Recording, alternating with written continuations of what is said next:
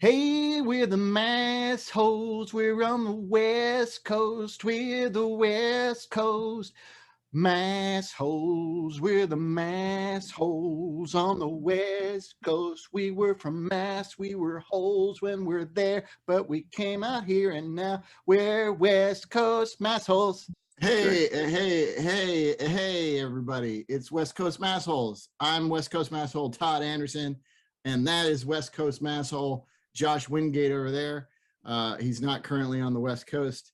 He remains in New York. Is this our third Josh in New York episode now? It is. All right. How's the weather there? Today is going to be glorious. It's going to be like 50 degrees. Last 2 days were bitter cold. You're drinking out of a Mrs. mug, just so you know. So what? We got a problem with that, Dave Chappelle? Oh, that's funny. Yeah, so it's going to be in the 60s, 70 on Friday, and up in these parts. Yeah. We're going to get up to 80 today. Wow. Yeah. So that's too hot for my liking. Is 80? I can deal. It's once it gets in the 90s, it's too hot. But 70s and 80s, I'm good with 70s and 80s. If temperature never broke 72 degrees, and at the lowest at night got in like the 50s, but we went from like the 50s to like low 70s, right in that little bracket there. Yeah, that's where I'd be the happiest. Yeah, sure. I get you. Yeah. Mrs. Anderson. Hi, Ron. Ronald. So how many days are you working this week?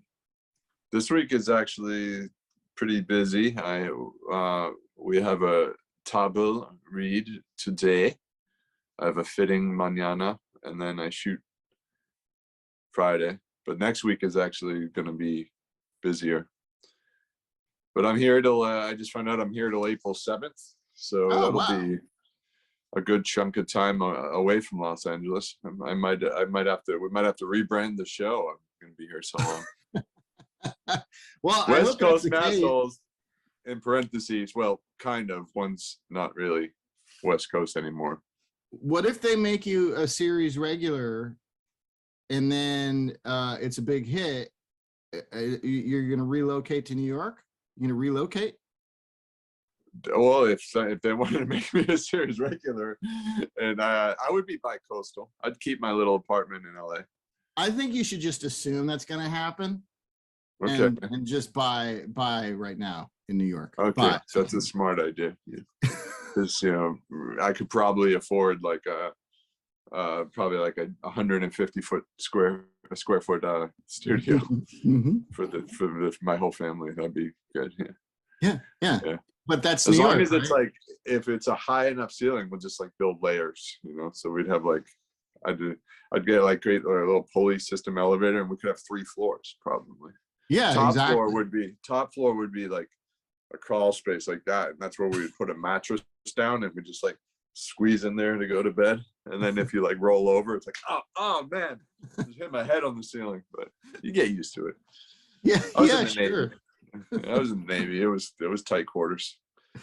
Right. Yeah, you know how to do that. You can do it on a ship. Yeah. A building is no problem. Building's not on the water. It's not. Well, I mean, if it gets windy, it'll sway. If it's a tall building, I don't like that. I don't like being in tall buildings when they sway in the wind. Do you like that? No, not in particularly. There's this place called the Edge.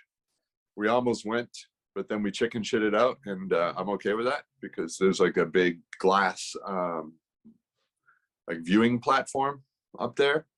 And it happened to be an extremely windy day as well. And it's about 150 stories up, I think.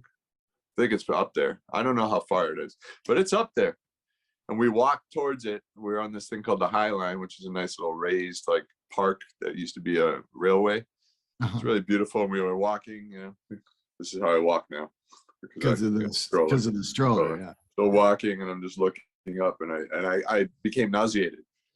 Just looking up at it? Yeah, just looking at it. I'm like, I have no need to go up there. So. Yeah. And then Mari was making fun of me, and then she got closer too, and she's like, "Yeah, I don't, I don't need to." I was like, "Yeah, see." Yeah. I wouldn't have even considered it. Forget that. I saw like there was like one of those bridges in between like mountains, you know, Yeah. Oh yeah. somewhere overseas, and it was like a glass, you know, the Yeah. bridge was glass, so you could see. I don't, I don't need that. I don't need that experience. I don't need it. They have one of those, one of those. It's not a bridge, but it's at the Grand Canyon. It's a porch of things, or a platform. I don't know what you'd call it, but it like goes out over the Grand Canyon, and it's all glass. It's all glass. I'm good. I'm good. No, forget that. Fuck that. Yeah. I'm just gonna stay home and just watch clips of Jane Campion screwing up her goodwill. Did you hear about all that? No, I haven't. We don't do that in New York. You don't get the pop culture news in New York City? No. So What happened? did you follow any of it? Like no. Sam Elliott? Oh, thing? Sam Elliott making fun of dog, like in the homophobic remarks he made about cowboys and chaps and shirts. Yeah. Yeah. I saw a little bit of that. And then Benedict Cumberbatch was like, "No, we're not. Bad, Sam Elliott." Yeah. And Jane Campion went viral the other day because when she was interviewed and asked about the Sam Elliott thing, she called him a bitch, although she spelled it out. She called him a bitch and accused him of sexism. And then everybody was like, my queen. Oh, she's awesome. I mean, I personally at the time was like, it's weird to call someone a bitch for being a sexist. That's just it's a little weird. But you know, that's neither here nor there. I'm not saying he didn't deserve it. He was being an asshole about why he didn't like Power of the Dog. There's nothing wrong with being bored by that movie, I think. But he had the wrong reasons for being bored. But you know, so she came back at him. And went viral, and everybody was like, she's awesome. But then she won Best Director at the Critics' Choice Awards last night. Oh. And tried to make some joke. I mean, I actually happened to turn it on right when she was getting her award, so I saw the speech, and I remember, I was just half listening, and she said something weird to the Williams sisters, and I was like, what? I don't get it. She said something.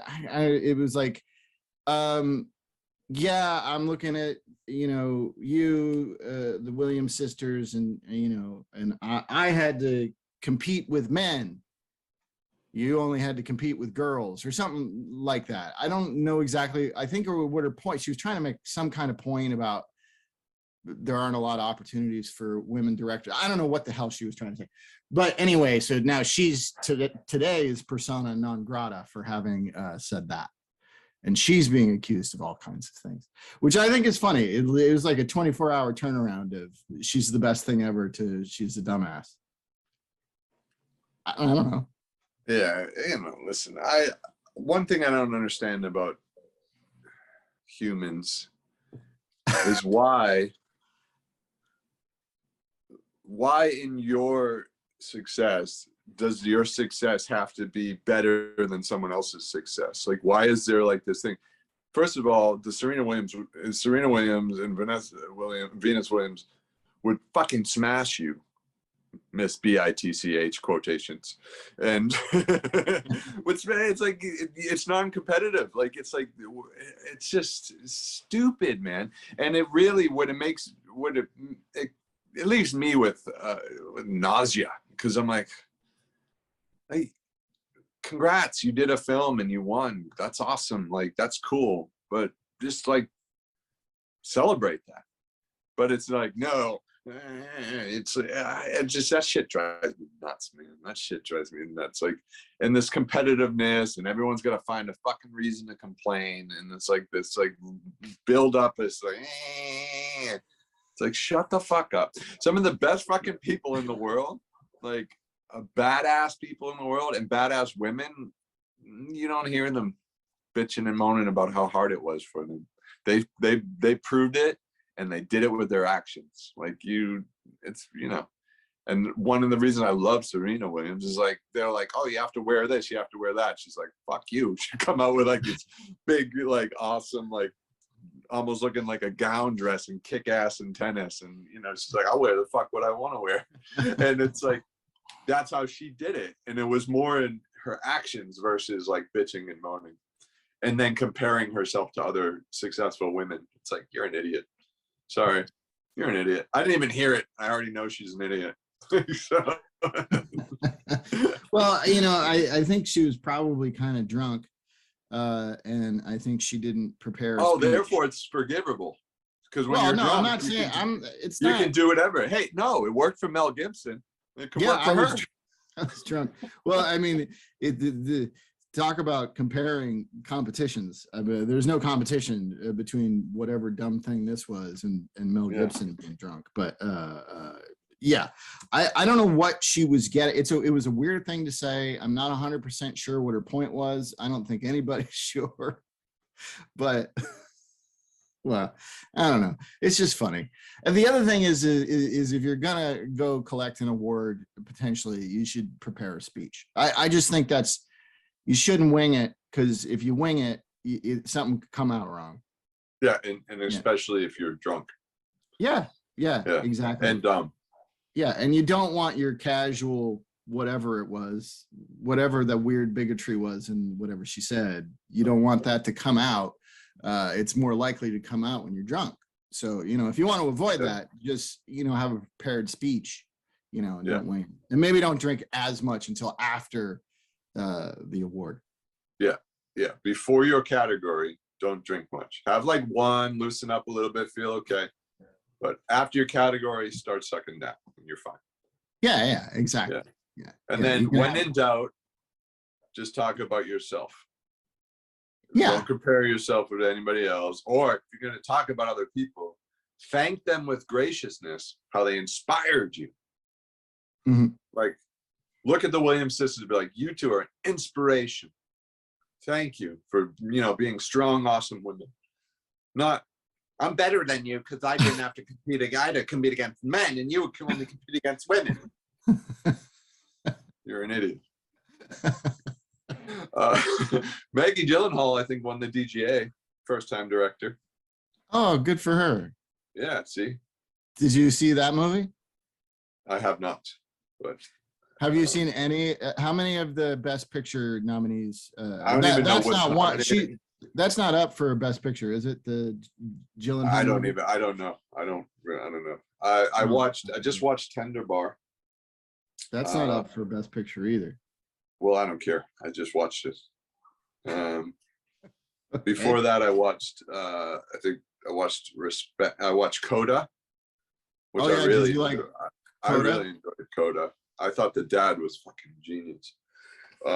Just hilarious. We'll talk about acting was very good in Coda. Yeah, I thought it was great. And then I watched Respect, and I didn't know that much about Aretha Franklin's life, and I found that to be fascinating. That what she endured and who she became ultimately, without comparing herself to other women and putting them down. She became great. Yeah, that movie was fantastic, and I'm a big Forrest Whitaker fan. I like. I love Forrest Whitaker. Yeah. He's cool. Yeah, and I thought Jennifer Hudson was fantastic, and she did all her own singing. And I have that screener. I haven't watched it yet. I'm trying to watch I'm 9 of 10 of the Best Picture nominees. The only one I haven't seen is the one about the Williams sisters. Oh, it's a King Richard with Will Smith. Yeah, about the dad. Yeah, it's the only one I haven't seen.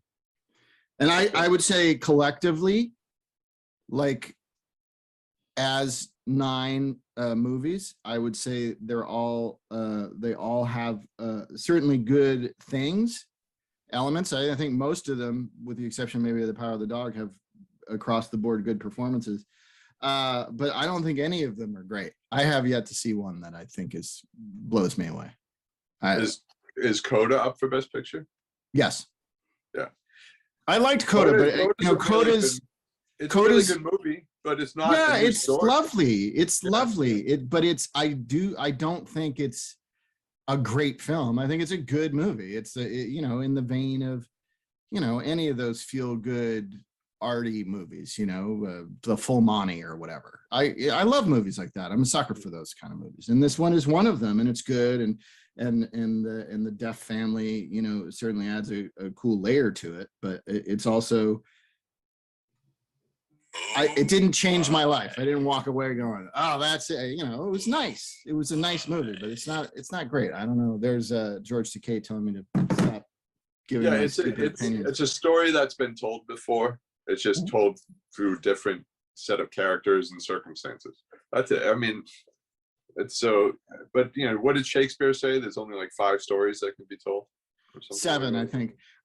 Yeah, and that's fine. And that's fine. I mean, I'm sure Coda for other people, because it's a well-crafted movie, perhaps was more transcendent for them. It just, I guess it depends on your perspective. I've seen this story enough times, told enough different ways with enough different characters, that it's certainly a pleasant experience.